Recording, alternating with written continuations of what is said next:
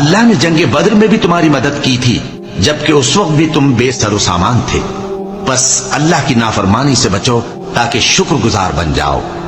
جب تم مومنوں سے یہ کہہ کر ان کے دل بڑھا رہے تھے کہ کیا تم کو یہ کافی نہیں کہ تمہارا پروردگار 3000 فرشتے نازل کر کے تمہیں مدد دے؟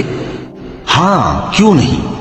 اگر تم دل کو مضبوط رکھو اور نافرمانی سے بچتے رہو اور کافر تم پر جوش کے ساتھ دفتن حملہ کر دیں تو تمہارا پروردگار 5000 فرشتے جن پر نشان ہوں گے تمہاری مدد کو بھیجے گا.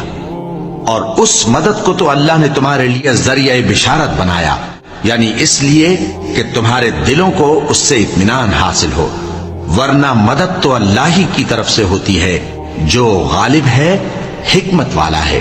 یہ اللہ نے اس لیے کیا کہ کافروں کی ایک جماعت کو ہلاک کر دے یا انہیں ذلیل و مغلوب کر دے کہ ناکام واپس جائیں.